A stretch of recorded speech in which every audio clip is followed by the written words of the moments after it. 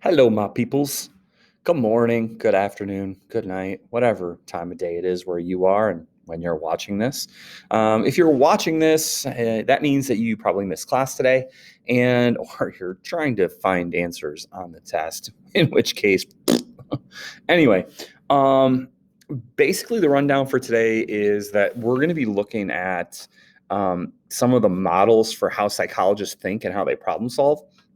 And basically, when it comes down to it, psychologists kind of tend to follow certain schools of thought.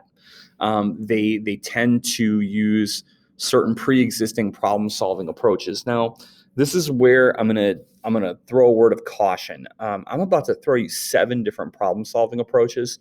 I did put the slides. I took screenshots of the slides and I put them in Classroom. So if you're watching this video linked in Classroom, if you go one post down from where it is, you're going to see 8 slides, and those are the ones that we went through today.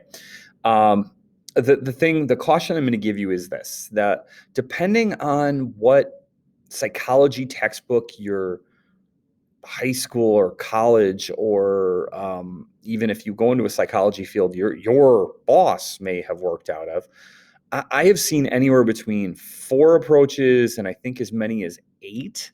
I'm going to teach you the main 7 that tend to pop up. The 7 that tend to pop up. The 7 you tend to see.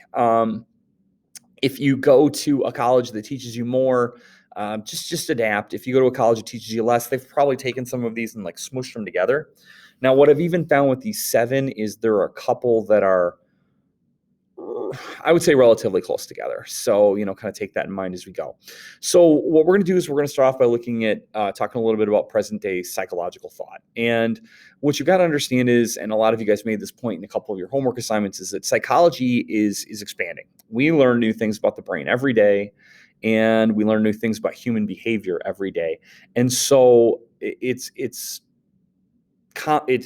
normal to think that there'll probably be some changes in the way that psychologists approach problems and the way psychologists do things.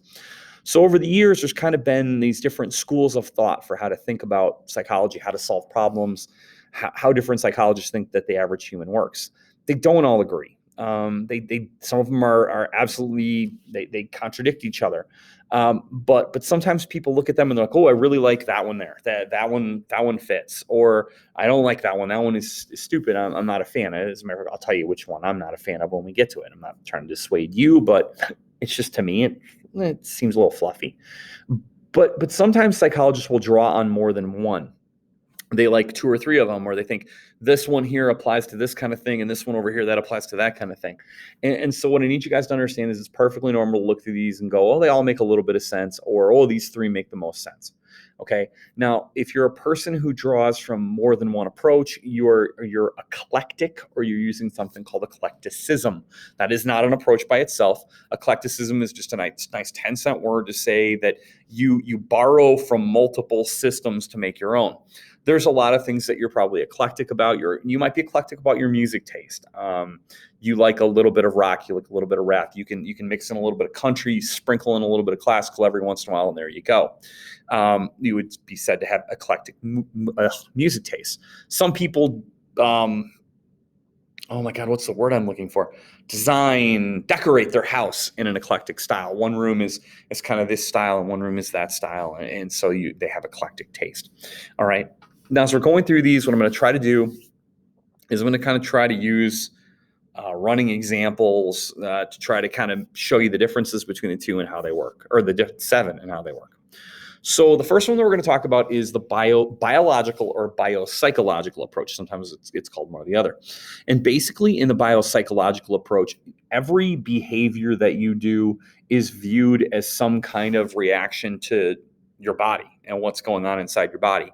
And so basically, in this approach, what happens is your heart rate, the hormones in your body, the chemicals going through your brain, the whatever is body is affecting the way that you behave. And so if like the example that I used when I was a little kid, I was down in Tennessee at my grandma's house playing catch with my dad, and I heard a rattlesnake very close to me, and so I ran away. I ran away from the snake.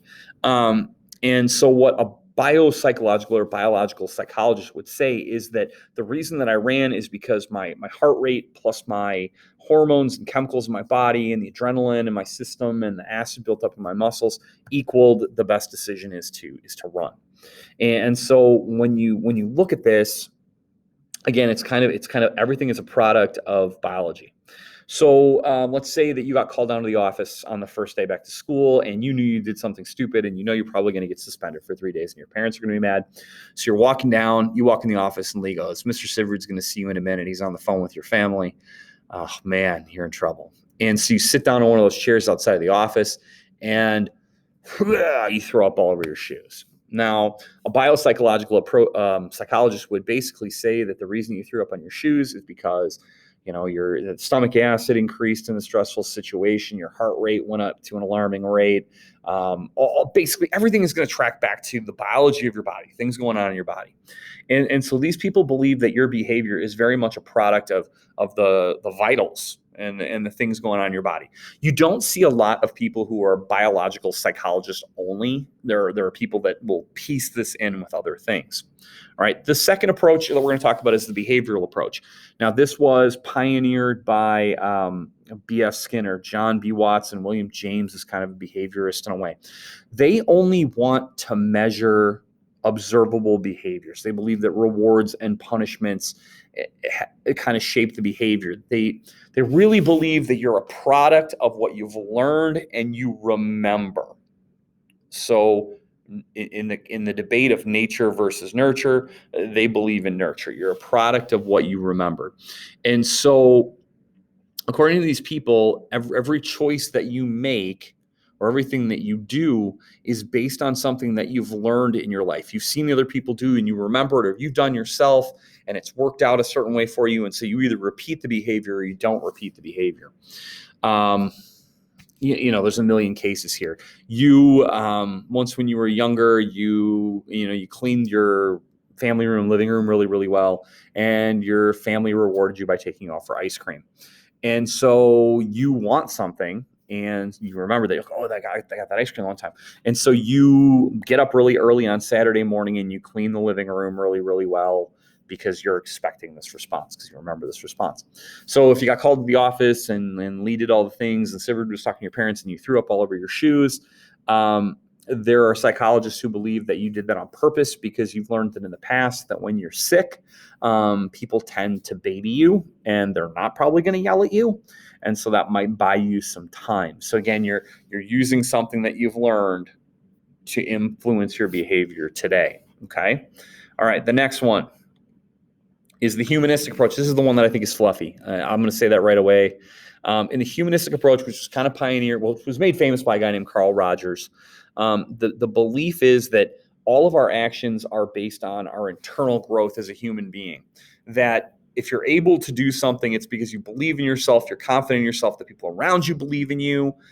And if you don't do as well in something, it's because you lack inner confidence, or you know that there's a reason why you're not good enough to get this done. And so if you look at this, some people are willing to take chances in life, and a humanistic psychologist would say that the reason you take chances on things like that you were willing to sing the SpongeBob song in front of a group of people yesterday if you were in class is because you're confident in yourself enough to know that even if it's a little embarrassing, you're going to get through it because you can handle that because you're a good person. Okay, so an example from before, if you're sitting in the office and you throw up on your shoes, Carl Rogers and the humanists would have basically said that was a response to you realizing that you screwed up and you're not the person that you should be, and you're fighting this internal struggle of the person that you were in that moment versus the person that you want to be, and living up to your own expectations and the people around you. I think it's funny that Carl Rogers came up with this, because I think it's very much like Mr. Rogers' Neighborhood from when I was little. Be the person that you want to be, live up to the example that you want to set for yourself. Would you 20 years from now be proud of what you just did? I think that's what the humanistic approach kind of boils down to.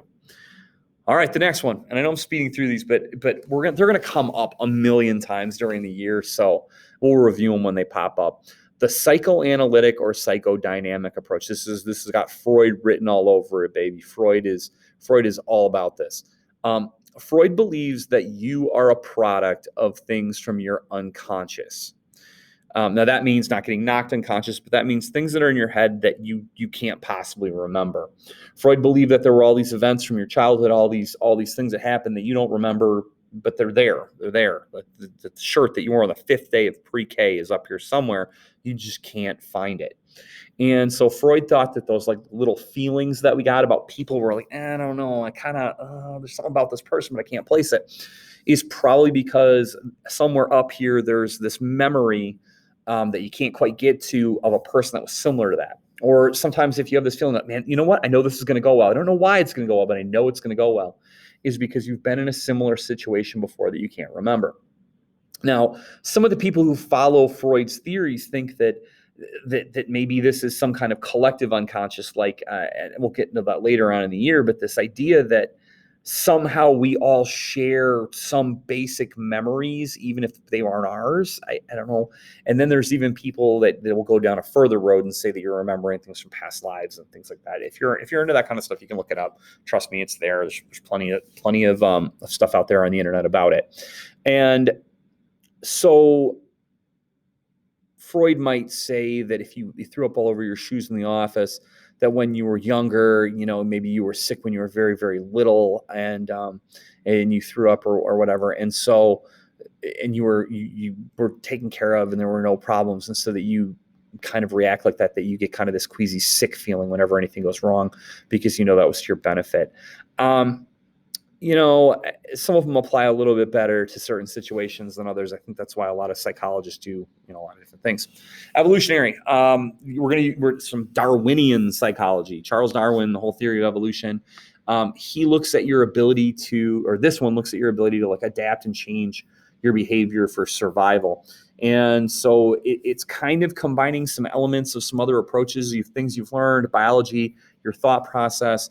And so what a Darwinian psychologist or an evolutionary psychologist would say is that the reason that you threw up all over your shoes in the office is because it's a survival mechanism. You realize that in this situation, it's get out of it or be punished. Kill or be killed in school sense. I don't know, for some of you guys, it might be kill or be killed at home if you got suspended for 3 days.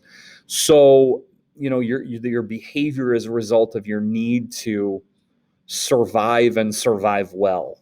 And so you throw up because it's your only out. It's your way to make it to tomorrow. Okay. Cognitive approach. This is going to be a thought process. Remember, cognition is thinking. So this is like planning. This is plotting, man. This is I'm going to do this and this and this because X, Y, Z can happen. And so cognitive psychologists tend to think that everything is part of a problem-solving approach. It's a plan. It's a well set up thing in your head. And so you get called to the office. You're like, oh man, I did that thing. I got caught. I got busted. Somebody ratted me out. Man, what am I going to do? And you're walking up there and you're like, I got to get out of this. What am I going to do? Oh man, Rona. Maybe if I get sick, everyone's going to freak out. I'll get quarantined at home. I won't have to come back to school for like 14 days. By the time that happens, somebody else is bound to have done something else stupid. They'll forget about me. Niner won't have time for me. Sivri won't have time for me. And you barf all over your shoes. You guys do this all the time. When I hate to say this, but when you're making up that good lie to give a teacher about like why you didn't get your homework done, or you're talking to your parents about why you were late for curfew, or your boss about why you can't come to work or why you missed work yesterday, you're cognitive approaching it all the time. I'm a fan of this one. And the reason I like this one is because I think it gives us a lot of credit, like this one in the behavioral approach, because I think it gives us a lot of credit for being able to, figure out what's going on. The one thing about this one that I read a lot, but I don't know if I necessarily agree with, is this doesn't take emotions into consideration. It's just this thought process piece. The last one is sociocultural.